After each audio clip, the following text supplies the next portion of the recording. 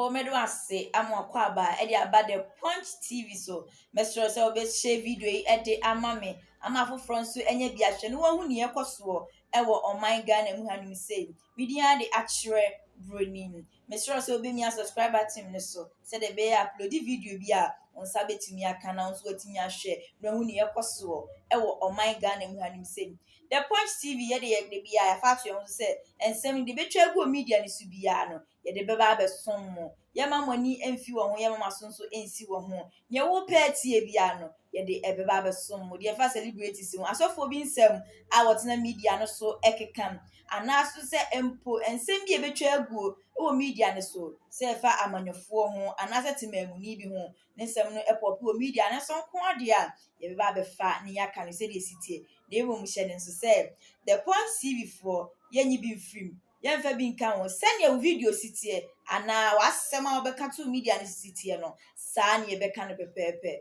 Mr. like video yi share comment efa mamme.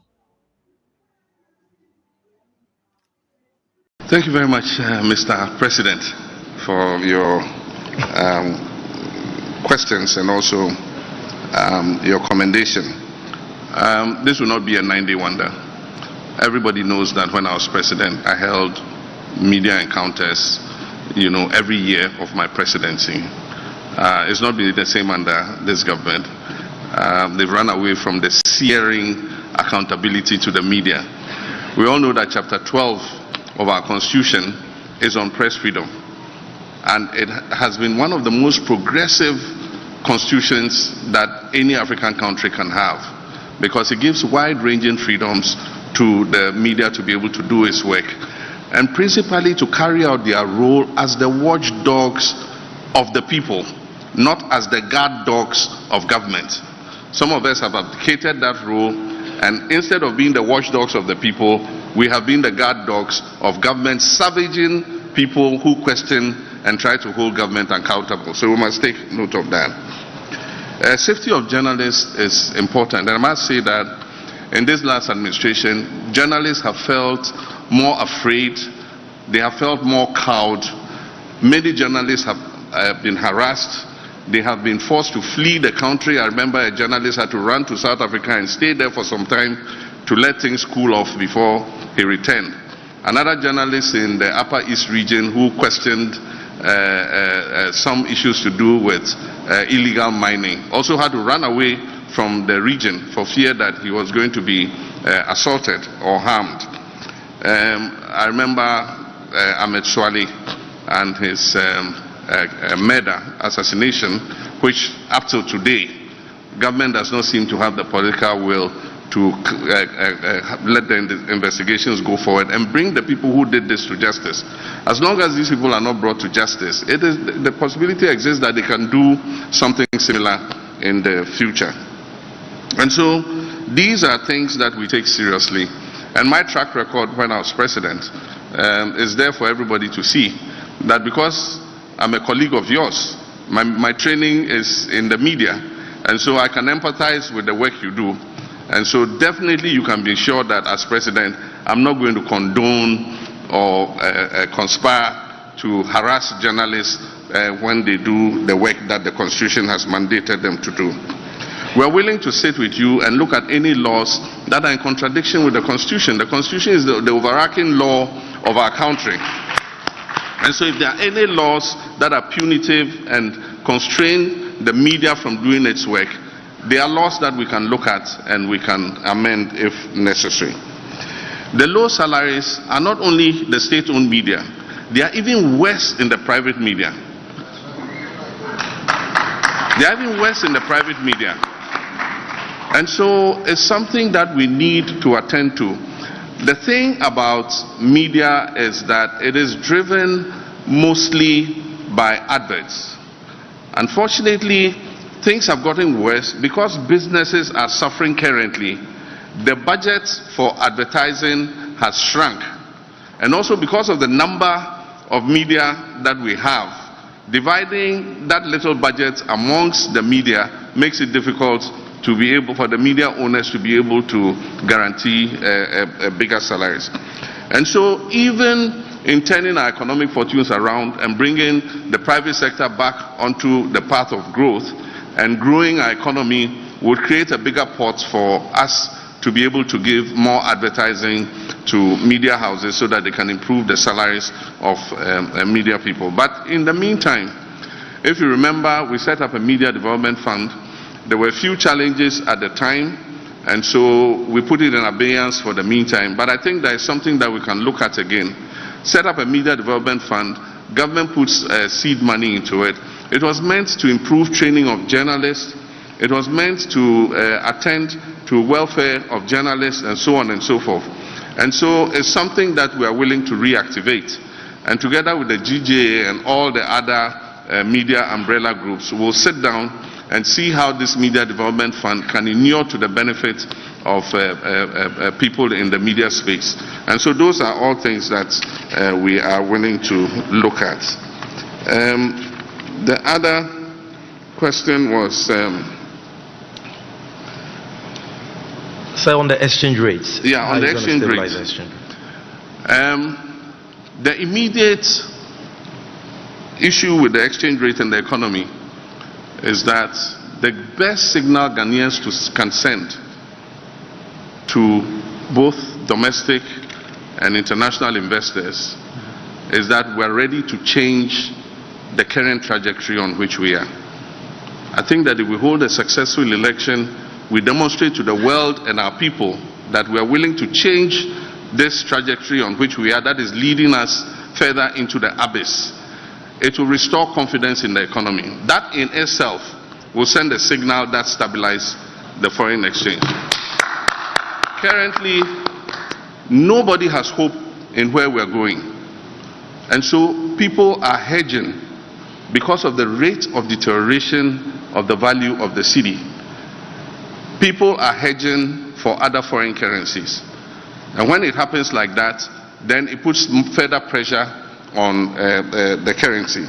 And so we would instill fiscal discipline, because eventually the main driver of the economy is fiscal discipline and fiscal consolidation. And so if you only want to ramp up revenues, but you're not willing to cut expenditures, then you have a situation where your budget deficit is out of kilter. And as you know, we had a budget deficit that went as high as 15% of GDP. And unless we instill fiscal discipline, we'll continue to have a situation where it puts pressure on our currency. It's like a household budget. You cannot spend more than you earn. And that is what this government has been. Spending more money than they earn, borrowing more money than they can afford to pay. And that is what has, created the situation in which we are.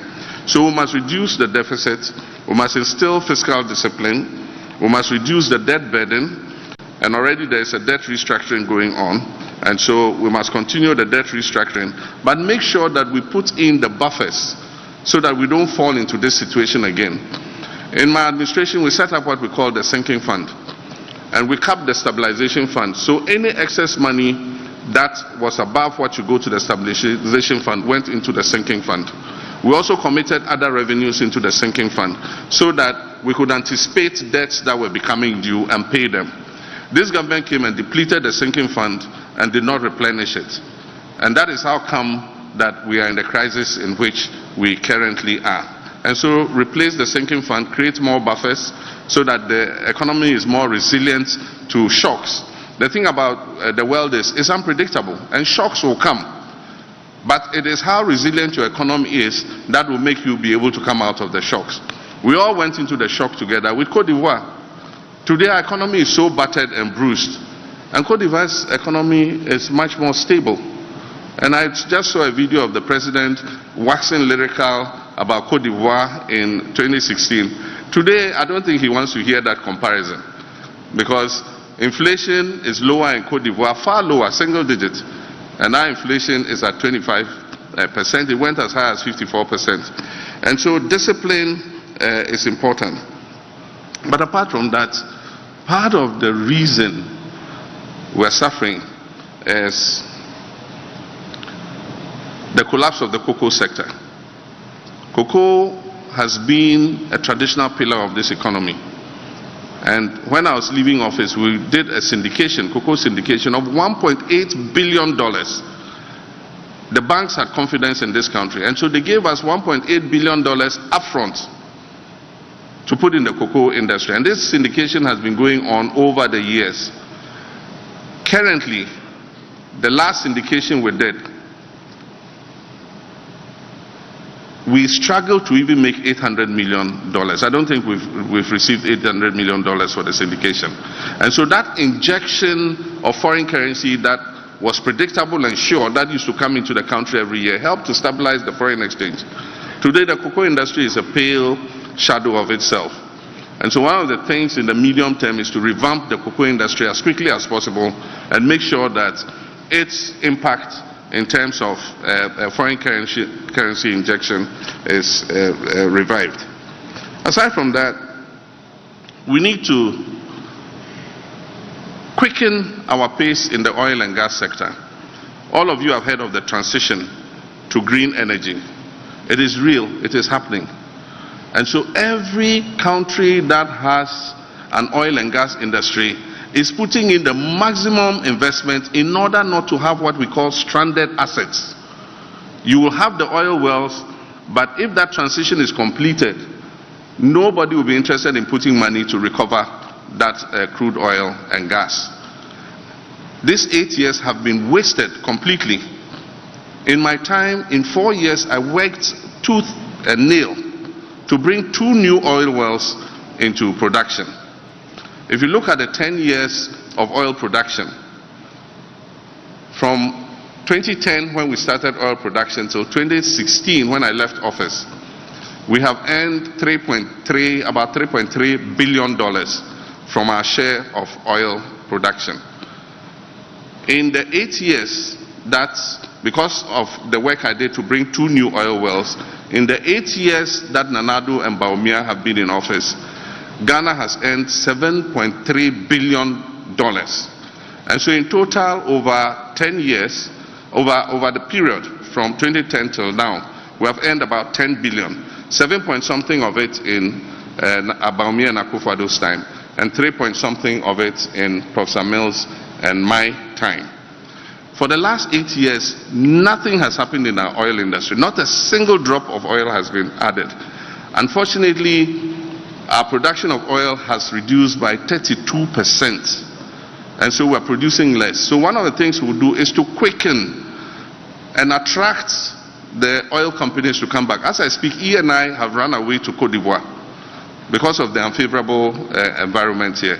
ExxonMobil was going to do significant work here. Because of greed, ExxonMobil decided to pull out because they thought the environment was toxic and corrupt, and so they pulled out. So one of the things is to restore investor confidence in the oil field, and there are oil fields and compartments that have been appraised that are just waiting to begin production. And so revamping them and ramping up our oil production and gas will bring in the needed foreign exchange that will help to shore up our currency. But we must also look at getting more from our extractives. We have bauxite, we have gold, we have lithium, we have manganese, we have so many other minerals. We will work to make sure that Ghana's share of those extractives is increased so that we can have more foreign currency coming into our country. We produce gold, but because it's not streamlined, a lot of that gold is leaking out and individuals are making the profit instead of the country making it. And so we'll streamline the extractives so that we're able to earn more money. The Vice President's residence, I don't know what the current situation is, but I know that initially when we commenced the idea of creating a suitable residence for the Vice President, the former Nigerian High Commission land was acquired for that purpose. And I know that some construction took place there. Initially, our cabinet was informed that it will cost about $5 million, from what I understand. And so that money was procured and the work commenced. When the new government came, I understand, I don't know exactly what figure, but they said that it had overrun the $5 million. I don't know exactly by how much. But it's news to me that it is going to cost $30 million. I haven't seen the figures and all, but really, I wonder if we have value for money. And that's why I say that in our anti-corruption fight, we will subject any project above $5 million to value for money audit. Because until you audit that project, you can't tell whether it is worth the value for the money we're putting in. And so when we come, we'll look at the figures and we'll do an audit and see whether, yes, 30 million is what is appropriate or it should cost far less. But in these crisis times, one wonders whether that project is really a priority. Because when I was president, the vice president lived in what is currently called the Australia House. And the intention was to finish this and move him there. But in the crisis, maybe it is not something that we should rush to finish. There are many other pressing commitments that we need to look at. But like I said, when we come into office, we'll do a value for money audit and find out whether we are spending more or less. Galamsey is a problem of compliance. We have all the laws. We have everything. It's the enforcement that is the problem. And the enforcement is a problem because those who should be enforcing it are part of the problem. Today, DCs and ministers all have small-scale concessions, and I indulge in Galamsey. And that's why I said, any person who serves in my government, if you want to be a small-scale gold miner, go and be a small-scale gold miner. If you're a DCE, be a small-scale gold miner. Don't take public office under my administration. And so we're not going to countenance having any of our ministers or our political appointees involved in small-scale gold mining so that we can enforce the laws properly. And what are the suggestions we've given? One, we know the districts where mining takes place. We will open an office of all the agencies that oversee the mining sector in those districts. There must be a Minerals Commission office in every district where gold mining is taking place, so that enforcement and compliance can be right at the doorsteps of the industry in the particular district. The Environmental Protection Agency, there must be an EPA office in every district where mining is taking place. And we have universities that are producing young graduates. UNER is one in Sunyani, UMAT is the other in Takwa. These young graduates are geologists, they are environmental protection specialists. They have a lot of experience when it comes to gold mining. And so we're saying that we're going to identify the concessions and who hold the concessions. And we're going to employ these young people to work with the companies that legitimately own the concessions so that they can guide them in how to do proper mining. We're going to ban mining in forest reserves. As for that, it's non-negotiable. The law that was amended to allow people to go into forest reserves, the law that was amended to let people enter forest reserves to do mining will be re-amended to stop it. Because the figures I'm getting are frightening. And that is why the climate change is real, because our dry seasons are getting harsher. We used to have 365 days rainfall in the western region. Today it is not so, because all the forest reserves have been invaded by mining companies. And it's insightful that in the past, somebody who was supposed to protect the forest, he himself eventually was known to own about 2 or 3 mining companies that had been given permission to go into forest reserves. I think that those trees, some of them 700 years old, some of them older than Ghana, older than our ancestors, are more important than the gold that lie underneath them. And the point is, if we cut all the trees, we will be leaving a barren land to our children and grandchildren. We don't want the forest zone to become the savannah zone. We must protect those trees and rebuild those forest reserves. So we would stop the mining in forest reserves.